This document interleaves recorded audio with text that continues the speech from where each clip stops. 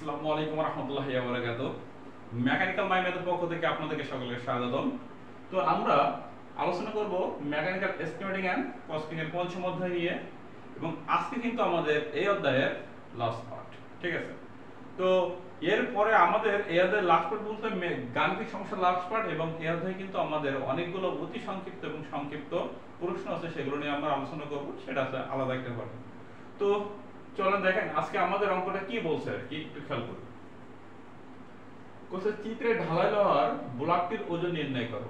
এই অঙ্কটা কিন্তু বারবার কিন্তু বিভিন্ন চাকরির পরীক্ষা কিন্তু আপনাদের কিন্তু পরীক্ষা আসবে ইনশাআল্লাহ, এই কোয়ালিটির অঙ্ক, এবং এটা কিন্তু আপনাদের এমনি সেমিস্টার ফাইনালে কিন্তু আসার সম্ভাবনা আছে।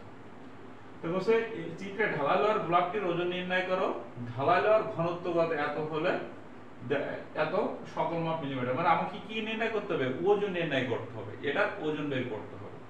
আর ওজন বের করতে গেলে দেখেন এই যে প্রথমে স্যার এটাকে আপনি এ ধরেন, আর এটাকে আপনি কি ধরবেন? বি, কারণ এখানে দুইটা অংশ মাত্র। ঠিক আছে, তাহলে এই যে অংশটা এটাকে বলা হয় আয়তকার ঘনবস্তু। আর আমরা ম্যাথমেটিক্স 3 তে যখন অঙ্ক করছি তখন কিন্তু আয়তকার ঘনবস্তুর আমরা আয়তন নির্ণয় করার সূত্র জানি, যে দৈর্ঘ্য গুণ প্রস্থ গুণ কি উচ্চতা। ঠিক আছে, তার মানে আমরা শুনছি a কিউব, কিন্তু এর প্রত্যেকটা বাহু সমান না। যেটা এটা আয়তকার ঘনবস্তু, তাহলে এটা দৈর্ঘ্য প্রস্থ উচ্চতা, দৈর্ঘ্য এত, প্রস্থ এত, উচ্চতা এত। এবং বলছে সকল এর ওজন নির্ণয় করো। এর ঘনত্ব দিয়ে দিচ্ছে স্যার কেজি পার সেন্টিমিটার কিউবে, কিন্তু এখানে বলে দিতে সকল মাপ মিলিমিটারে। যদি সকল মাপ মিলিমিটারে থাকে তাহলে আপনাকে প্রথম কি করতে হবে? সকল মাপকে সেন্টিমিটারে কনভার্ট করতে হবে। তাহলে আমরা জানি স্যার 60 সেন্টিমিটার, 60 মিলিমিটার সমান 6 সেন্টিমিটার, আর এটা হচ্ছে স্যার 15 সেন্টিমিটার, এটা কত স্যার 2 সেন্টিমিটার, এটা কত 3 সেন্টিমিটার, কারণ আমরা 10 দ্বারা ভাগ করলে কি সেন্টিমিটার বেড়ে যাবে, তাই না? আর এটা হচ্ছে কত সেন্টিমিটার? 4 সেন্টিমিটার। ওকে স্যার, সবগুলোকে আমি সেন্টিমিটার কনভার্ট করে নিলাম। আর প্রথমে যে অংশটা আছে আয়তকার এ অংশ, এটা আয়তকার ঘনবস্তু। লিখবেন এ এর আয়তন, এর আয়তন সমান সমান, এটা হচ্ছে স্যার এর দৈর্ঘ্য কত 6, এর প্রস্থ কত 15, আর উচ্চতা কত? উচ্চতা হচ্ছে কত 2। এগুলোকে আমরা গুণ করতে হবে। ঠিক আছে, এগুলোকে গুণ করতে হবে। তাহলে 6 গুণিতক 15 গুণিতক কত 2, কত আসছে স্যার 180 ঘন সেন্টিমিটার। ঠিক আছে স্যার, বুঝতে পেরেছি ইনশাআল্লাহ।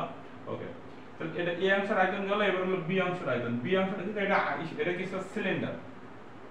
এই দেখেন এই সিলিন্ডারের আয়তন নির্ণয়ের সূত্র কত? পাই ডি স্কয়ার বাই 4 ইনটু কত এল। ঠিক আছে, তাহলে বি এর আয়তন সমান সমান এর সূত্র কত? পাই ডি স্কয়ার ভাগ কত 4 ইনটু কত লেন্থ। এখন তার পাই তো পাই থাকলো ডি, ডি মানে কত? দেখেন ডি মানে হলো 4 সেন্টিমিটার, তাহলে 4 এর স্কয়ার বা নিচে তো 4 আমার আছেই, ইনটু লেন্থ।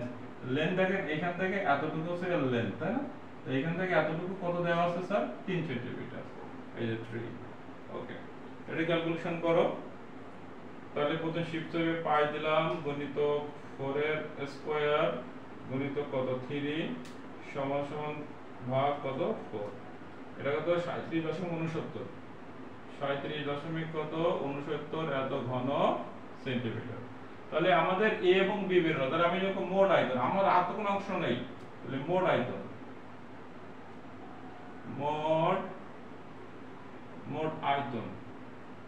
মোট আয়তন ভি সমান সমান কত? এ প্লাস কত বি।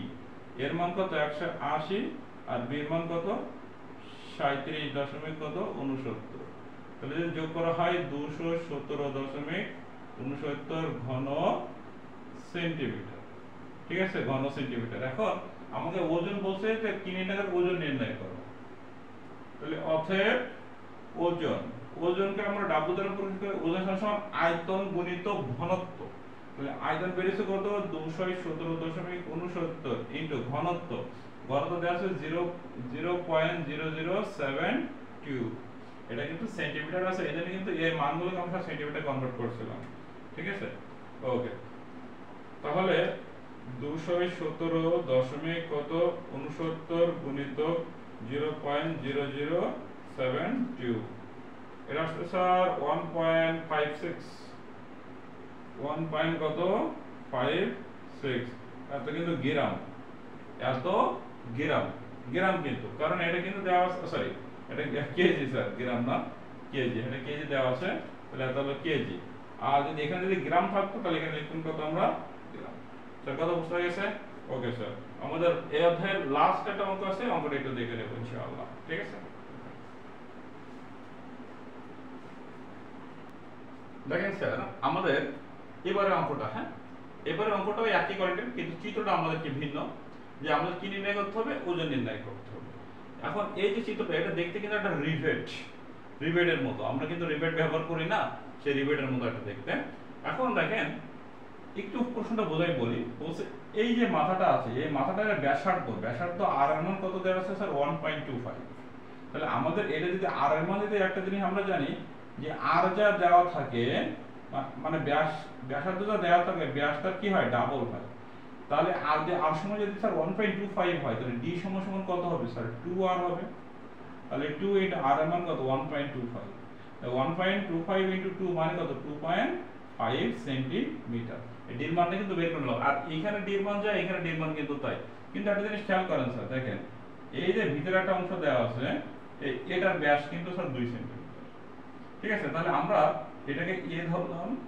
আর এটাকে আমরা বি ধরলাম এটাকে আমরা কি ধরলাম সি ধরলাম আপনাদের বইতে বিভিন্ন ভাবে ধরতে পারে ঠিক আছে এটা কোনো সমস্যা না স্যার এখন একটা জিনিস খেয়াল করেন স্যার এ অংশ আর সি অংশ এই দুটো পার্ট কিন্তু একদম সেম দেখেন এর উচ্চতা 1 এর উচ্চতা 1 এর ব্যাস কত বের করছে 2.5 এর ব্যাস কত 2.5 তাহলে আমরা একবারে বলতে পারি যে এ ও সি এর আয়তন এ ও সি এর আয়তন তাহলে আয়তন যখন নির্ণয় করব একটা জিনিস খেয়াল করেন এই যে এরকম অর্ধবৃত্ত আকৃতির আয়তন নির্ণয় করার সূত্র কত এটা কিন্তু ভি এটা কিন্তু স্কয়ার না এর আয়তন নির্ণয় করার সূত্র কত pi h by 6 3d square by 4 plus কত h স্কয়ার ঠিক আছে তাহলে আমরা সূত্র লিখতে পারি কত স্যার পাই h বাই কত 6 3d স্কয়ার বাই কত 4 প্লাস কত h স্কয়ার এই দেই তো স্যার এখানে কয়টা অংশ স্যার দুইটা অংশ তাহলে কি কত দ্বারা গুণ দিবেন 2 দ্বারা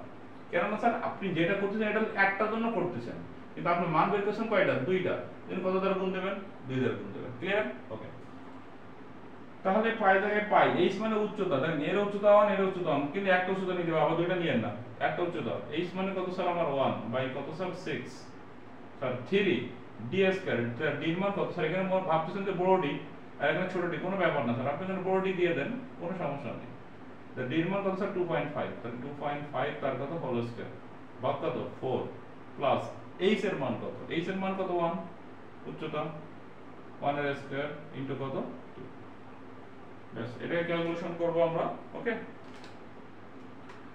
তো দেখেন প্রথমে এটাকে করবেন আপনারা অথবা আপনি ভিডিওটাকে করে নিতে পারেন অ্যাজ ইউজুয়াল আপনার ইচ্ছা আমি ভিডিওটাকে করে নেই তাহলে 3 গুণিতক 2.5 তার কত হোল স্কয়ার সমান সমান ভাগ কত 4 ওর সাথে প্লাস কত 1 এর স্কয়ার ওকে এটা 5.68 এর সাথে গুণ করব না এটা গুণ করব 2 আচ্ছা 5.68 হ্যাঁ 5.68 এর সাথে গুণ করতে হবে কত 2 আবার দেখেন ওটার সাথে কিন্তু এই যে 1 গুণ পাই গুণ গুণিতক 1 গুণিতক কত পাই সমান দিয়ে ভাগ দিতে হবে কত দ্বারা 6 দ্বারা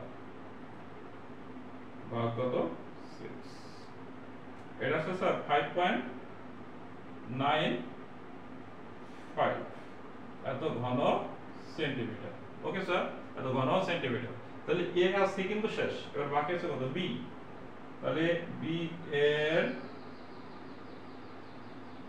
আয়তন বি এর আয়তন কত বি কি স্যার এটা সিলিন্ডার না সরি সিলিন্ডার এই যে স্যার তাহলে এর আয়তন এর সাথে পাই ডি স্কয়ার ভাগ কত 4 পাই ডি স্কয়ার ভাগ কত 4 ইনটু লেন্থ আপনাকে চিত্র দেখে বুঝতে হবে যে কোন সূত্র অ্যাপ্লাই হবে ঠিক আছে এখানে আমি চারটি সূত্র লিখছি এর বাইরে কোন সূত্র আসবে না ইনশাআল্লাহ তাহলে পাই আর এই যে ডি এর ডিটা কিন্তু এই যে 2 সেমি দেখেন এই যে 2 সেমি ডি তাহলে এখানে আমি 2 এর স্কয়ার ভাগ কত 4 ইনটু এই এর লেন্থ কত এর লেন্থ কত 4 এই যে কত দিলাম 4 ব্যাস 4 4 কাটা, তাহলে পাই ইনটু 2 এর স্কয়ার, পাই ইনটু 2 এর স্কয়ার, তার মানে কত 12.56, 12.56 সেন্টিমিটার কিউব। তাহলে বেড়ে গেল। এখন স্যার মোট আয়তন বের করব। মোট আয়তন v সমান সমান a plus b plus c। হ্যাঁ, a plus a plus c plus b দিতে পারেন, কারণ a আর c মিলে কিন্তু আমি একটা মান বের করছি, তাই না? তাহলে a আর c এর মান কত স্যার 5.95 প্লাস b এর মান কত বের করছি আমরা, b এর মান কত বের করছি 12.56, 12.56 এই দুটো যোগ করো, প্লাস 5.9, এটা হচ্ছে স্যার 18.51 ঘন সেন্টিমিটার। এন্ড আমাদের বের করতে বলছে স্যার ওজন নির্ণয় করো। কি নির্ণয় করো? ওজন। তাহলে লিখবেন অতএব ওজন